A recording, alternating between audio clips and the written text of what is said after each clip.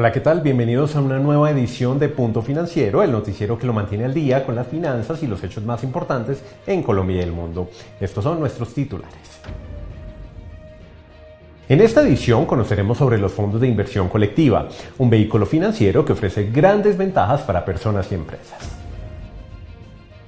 Durante el mes de junio, el peso colombiano ganó valor frente al dólar en más de un 5%. En Punto Financiero explicaremos las razones de este comportamiento. El índice dólar de XY presentó un retroceso durante el mes de junio, afirmando así la pérdida del valor de esta moneda frente a otras divisas. Estados Unidos amplió el techo de la deuda pública en el mes de junio para evitar el pánico por default. Analizamos el panorama de este país frente a este hecho. En nuestra sección de finanzas personales hablaremos de las fintech, qué son, a quiénes están dirigidas y cuáles son las ventajas y desventajas. Hoy presentaremos nuestra sección Finance Insight, un espacio en inglés de lo que ocurre en el día a día de las finanzas. Nuestro tema de esta edición será la inflación y cómo influye en el costo de vida. Bienvenidos. Los fondos de inversión colectiva, o mejor conocidos como FIC, son instrumentos de ahorro que permiten a un grupo de personas realizar inversiones en diversos activos financieros a través de una sola entidad. Para conocer un poco más de estos fondos tenemos como invitado a Alexander León, experto en mercado de capitales y profesor del Politécnico Gran Colombiano. Profesor, bienvenido, muchas gracias por acompañarnos hoy en Punto Financiero y empiezo preguntándole ¿qué son los fondos de inversión colectiva? Hola Andrés, de antemano muchísimas gracias por la invitación. Los fondos de inversión colectiva, como su nombre lo indica, son instrumentos de inversión o ahorro con los que cuentan las personas dentro del sistema financiero y en los cuales pueden desarrollar diferentes tipos de inversiones. Básicamente, cuando una persona quiere invertir en cierto tipo de producto, pero su capital no es tan representativo o no le alcanza para desarrollarlo de manera individual, puede acudir a un fondo en el cual un grupo de personas con un objetivo en común, en el mismo activo, pueden llevar a cabo esa inversión. Un ejemplo puede ser cuando queremos invertir en una acción de Apple, una empresa reconocida en el mercado, el cual tiene un costo cercano a los 800.000 pesos trasladado a moneda colombiana. Muchas personas no pueden realizar la inversión de manera individual, pero cuando un grupo de personas se reúne y acumulan ese capital, pueden llevar a cabo esa inversión. Obviamente, los resultados, los rendimientos son distribuidos dentro del grupo de personas que aportaron para llevar a cabo la inversión. Teniendo en cuenta esto, profesor, ¿cómo se clasifican los fondos de inversión colectiva? Ok, existen dos clasificaciones generales que son las más importantes. La primera es clasificación como fondos abiertos y fondos cerrados. Los fondos abiertos son aquellos en los cuales tú puedes realizar el retiro de tus recursos en el momento en que tú lo necesites. No existe ningún tipo de restricción. Los fondos cerrados son aquellos en los cuales el retiro de los recursos solamente puede hacerse en ciertas fechas que son establecidas directamente por el administrador de la cartera o el administrador del fondo. Adicionalmente, la segunda clasificación va desde el punto de vista del destino de inversión de los recursos. Hay fondos que son destinados a renta fija y a renta variable.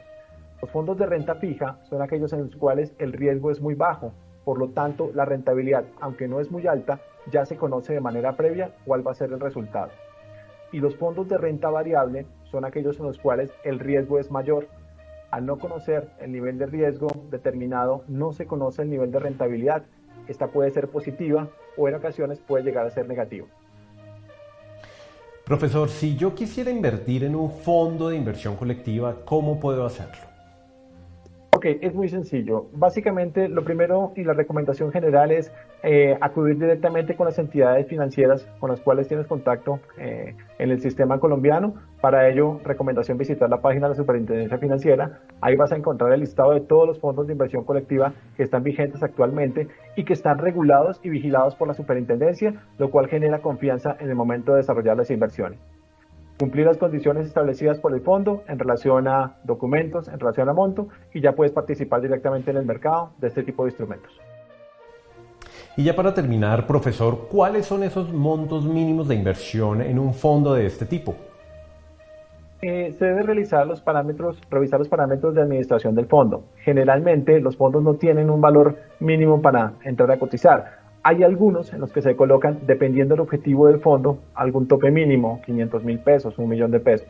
Hay algunos que son completamente abiertos y tú puedes colocar cualquier cantidad de recursos para poder entrar a transar directamente dentro del fondo. Lo importante es revisar esos parámetros de funcionamiento que ha establecido el administrador de la cartera. Profesor, muchísimas gracias por acompañarnos en Punto Financiero y esperamos verlo muy pronto. Andrés, muchísimas gracias por la invitación a Punto Financiero, esta iniciativa del Politécnico Gran Colombiano, y de antemano quedo dispuesto cuando lo consideres necesario.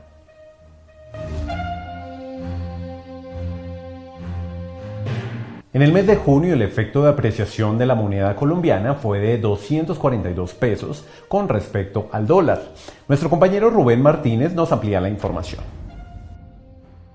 Hola, hoy en Punto Financiero analizaremos el comportamiento de la tasa de cambio del peso con respecto al dólar americano en lo que pasó en el mes de junio. En primer lugar, y para entrar en contexto, miremos qué es una tasa de cambio. Una tasa de cambio en términos generales lo que me permite es determinar la equivalencia de una moneda con respecto a otra moneda.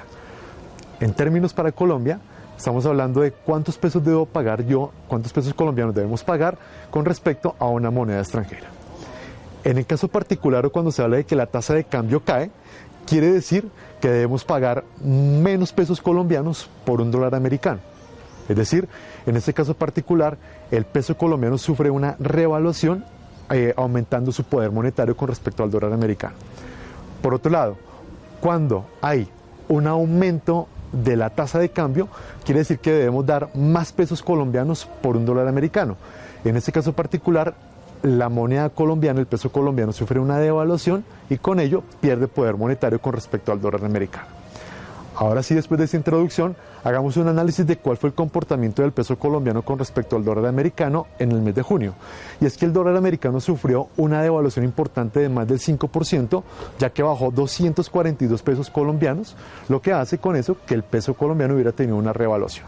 Es importante esto, claro, porque el peso colombiano tuvo un aumento importante, significativo, y por su parte, el dólar americano tuvo una devaluación supremamente importante. Ahora bien, ¿cuáles fueron las posibles causas para que se presentara esto en el mes de junio?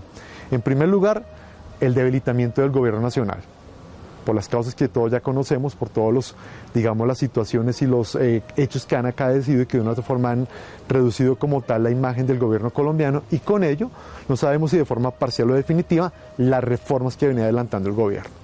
Por otro lado, el incremento del PIB de la nación, el crecimiento económico, esto de acuerdo a los pronósticos del Banco Mundial, y finalmente una disminución del riesgo para efectos del país, en este caso Colombia. ¿Quiénes ganan cuando hay una situación como esta, donde el peso colombiano adquiere fuerza, adquiere poder o valor con respecto al dólar americano? Ganan los importadores porque están comprando sus productos y materia prima a un costo menor, es decir, más baratos, porque obviamente el dólar americano perdió poder. ¿Quiénes ganan? Aquellos que tienen deuda en moneda extranjera, pues porque obviamente sus intereses y todo lo que están pagando son mucho más bajos. ¿Quiénes ganan? Aquellos que les gusta comprar por internet productos o servicios, porque obviamente está comprando todo mucho más barato. ¿Y quiénes ganan? Las personas que hacen turismo, que viajan a otros países. Es el momento adecuado por el tema de viáticos, de transporte, de hoteles, de alimentación, de turismo como tal, porque obviamente está reducido el dólar americano y le sale todo más barato. ¿Quiénes pierden? Los exportadores, porque están vendiendo sus productos en moneda extranjera, en dólares, y cuando los pasan a pesos colombianos, pues obviamente van a recibir menos pesos colombianos. ¿Quiénes pierden? Aquellos que reciben remesas o que les envían remesas del extranjero, en dólares, porque obviamente lo van a seguir haciendo, pero en un valor, en una cuantía menor. ¿Quiénes pierden? Colombia en general, porque esta gente está importando más productos del extranjero al ser más baratos, en menor nivel que lo que se está exportando. Y esto puede afectar negativamente a la balanza comercial del país. Muchísimas gracias, espero haya sido de su interés. Un gusto haber estado con ustedes y nos vemos en una próxima oportunidad. Hasta entonces. Más indicadores nacionales en Punto Financiero.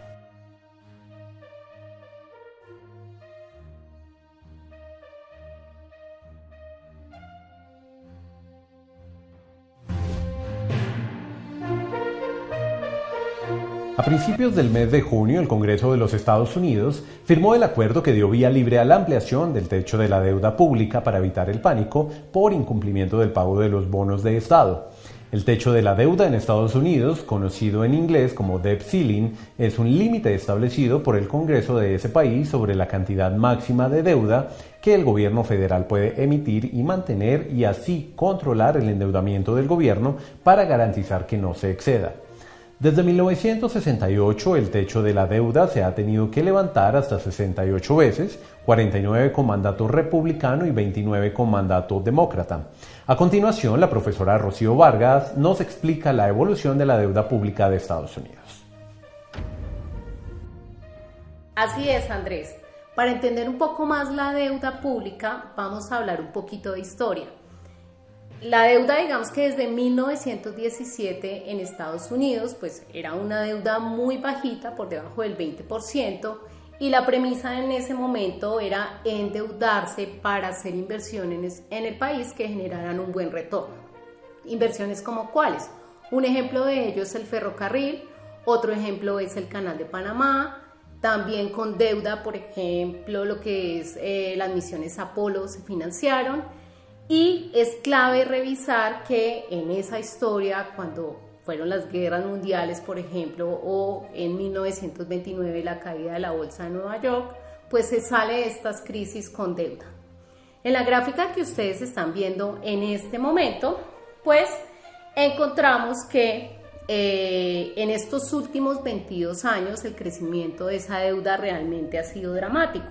Aquí empezamos en el año 2000 y recordemos que en este periodo es el gran declive de esas empresas .com, esas empresas tecnológicas que no tenían fundamento, y justo en este año pues acá hay un incremento importante de esa deuda.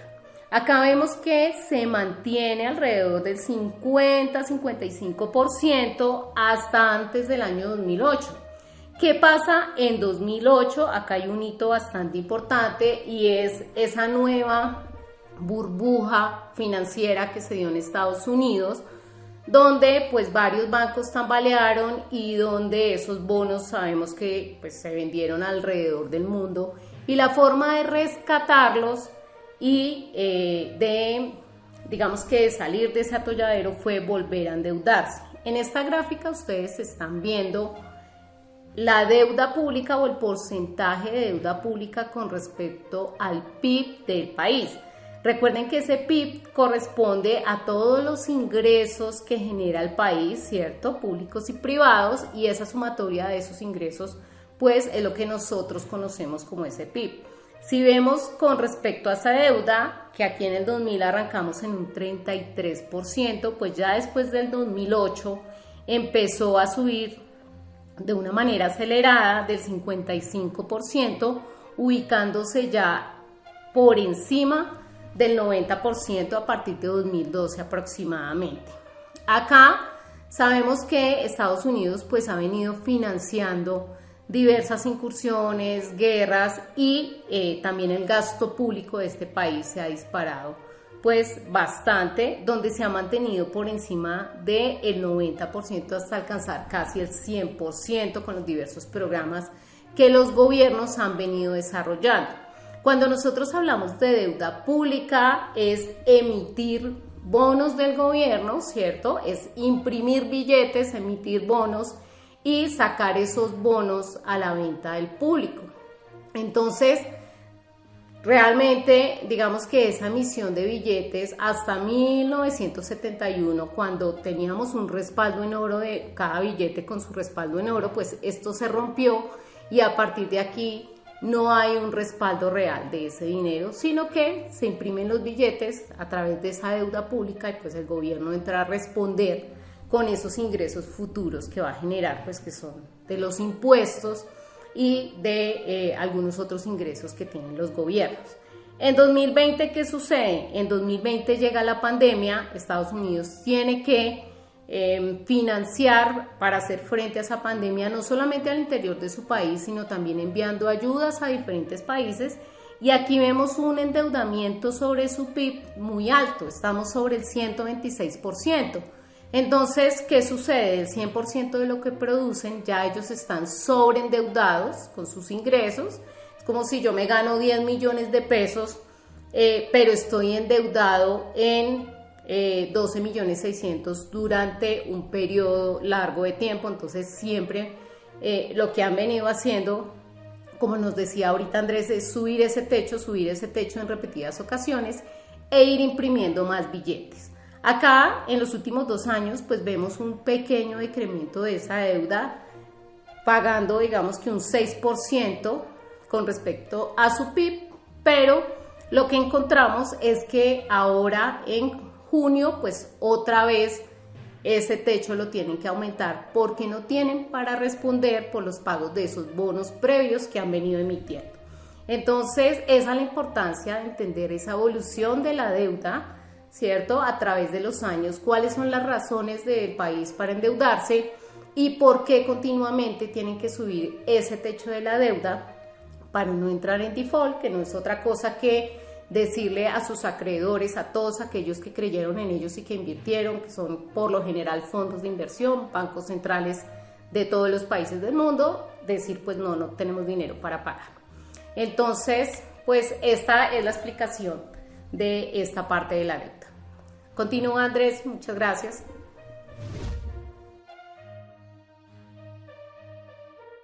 En el mes de junio, el índice de dólar estadounidense DXY presentó una caída frente a otras divisas. Este indicador, oficialmente conocido como US Dollar Index DXY o USDX, es una ponderación geométrica de 6 monedas: euro, yen japonés, libra esterlina, dólar canadiense, corona sueca y franco suizo. La profesora Rocío Vargas hace un análisis y nos cuenta un poco más de esta situación. Bien, para entender un poco más la composición del índice de DXY, vamos a ver que va a depender de las relaciones comerciales que tiene Estados Unidos con estos países de la canasta. Y vemos claramente que el de mayor participación es el euro con el 57%. Tenemos otras monedas como la libra y como el yen que están en el 14% y en el 12% y las otras 3 monedas por debajo del 10%.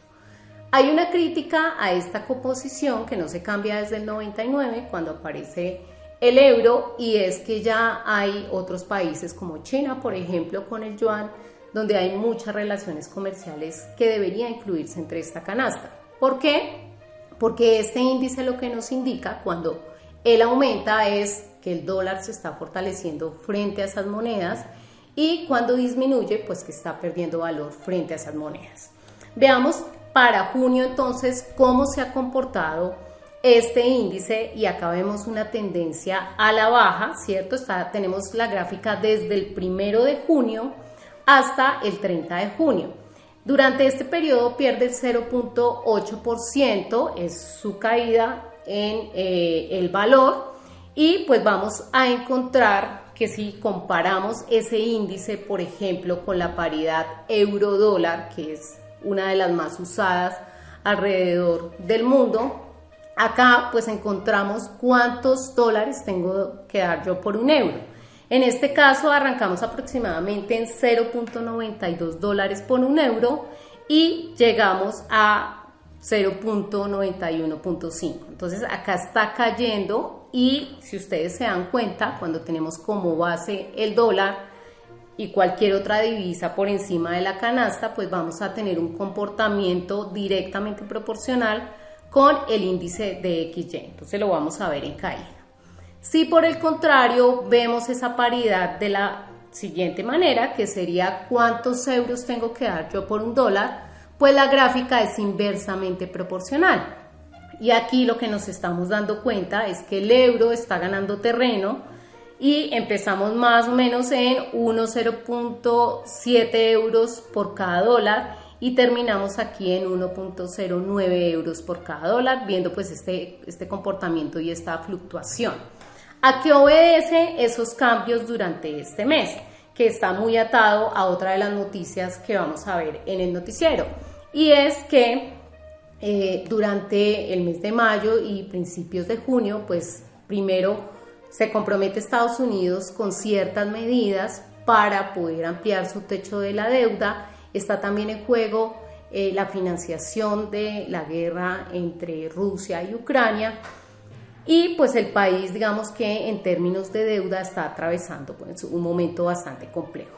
entonces eso hace que ese dólar pierda terreno frente a esas otras monedas. Informó para Punto Financiero Rocío Vargas. Teniendo en cuenta que una vez más se ha llegado al límite de deuda, esta vez fijado en 31,4 billones de dólares americanos, el gobierno se vio obligado a negociar con el Congreso para la firma del acuerdo de ampliación, quien estableció varias condiciones como aumento del límite de deuda durante 2 años, limitar el gasto destinado a defensa, mantener la financiación de la salud a veteranos, ampliar requisitos laborales y recuperar fondos de ayuda COVID no gastados. A continuación, más indicadores mundiales en Punto Financiero.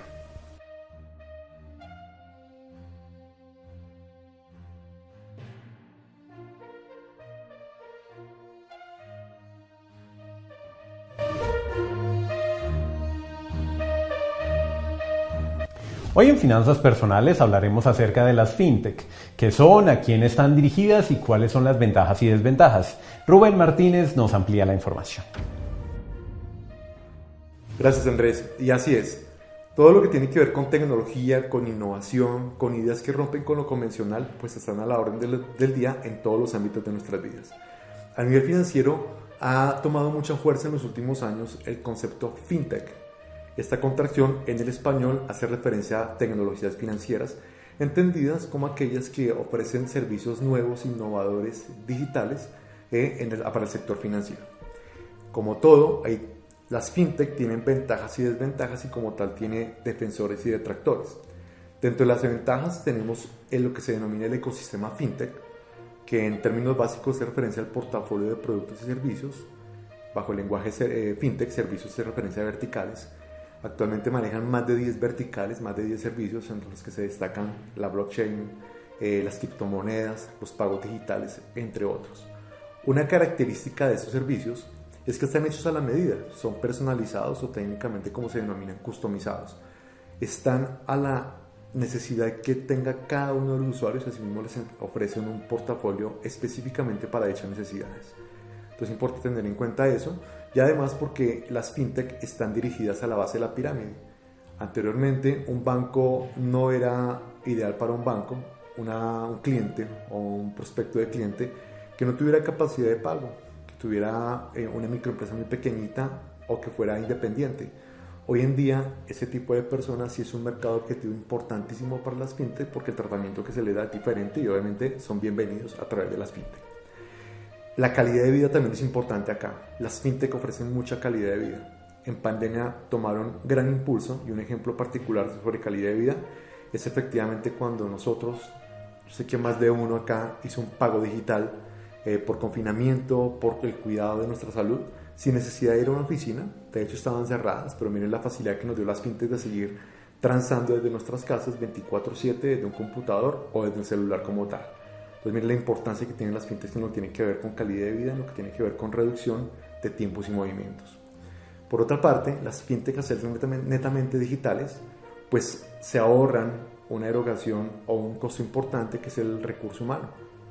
Se ahorran muchísimo el tema de salario, de nómina, y eso se ve reflejado en los costos en cuanto a tasas de interés bajas para productos de financiación y tasas de interés más altas en productos de inversión.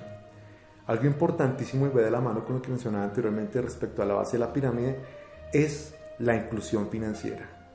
Las fintechs se han preocupado demasiado por tener en cuenta las personas que anteriormente no eran unos clientes o unos prospectos de clientes potenciales para la banca tradicional. Entonces la inclusión financiera es otra de las ventajas importantes que tienen las fintech.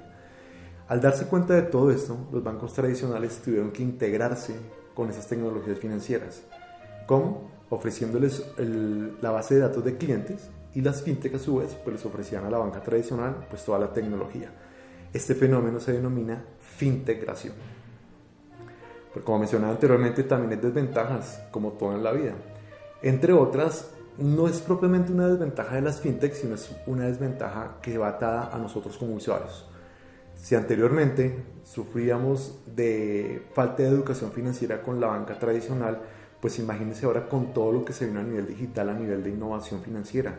Estamos a años luz de aprender todo lo que se nos vino encima con las fintech y pues es culpa de nosotros mismos cuando entramos a una inversión, en la primera aplicación móvil que se nos aparece en un teléfono celular, ¿por qué no investigamos? ¿Por qué no consultamos? ¿Por qué no miramos los pros y los contras de esa aplicación o de una plataforma y miramos si efectivamente es algo que vale la pena o no? Muchas personas, por ejemplo, hoy en día cuando ven la primera tasa de interés bajita que ofrece X plataforma o X app, acceden a un crédito con ellos porque les ofrece una tasa de interés muy bajita, pero cuando se dan cuenta ya están metidos en productos gota a gota digitales. Y ustedes saben que los productos gota a gota, las tasas de interés son terriblemente agresivas, son diarias y que van en contra del bolsillo de las personas. Por otro lado, la siguiente desventaja va más a nivel país.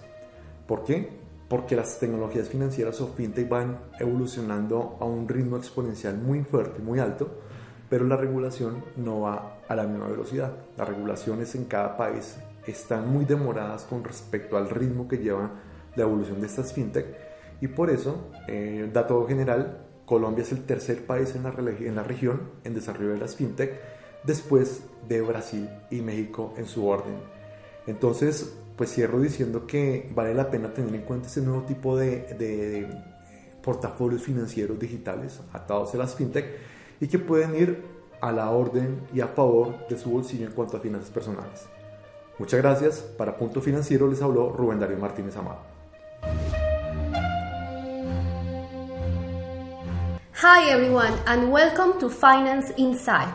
Today I will check an economic phenomenon that I'm pretty sure you all know. For instance, when we have to choose between two options and we see that the prices of the goods and services are going up, we have to take into account the inflations. For example, sometimes we have to choose between two options, renting a house or buying a house. Another example is that sometimes we have to choose between buying our car or using public transportation. It doesn't matter the solution or the option you choose as long as you consider this one regarding the inflation. My advice is that all the time you have to make financial decisions, you have to check all the financial details, also index, statistics, and of course the inflation. Thank you for watching this video. Así terminamos nuestra edición de Punto Financiero. Muchas gracias por acompañarnos y nos vemos muy pronto.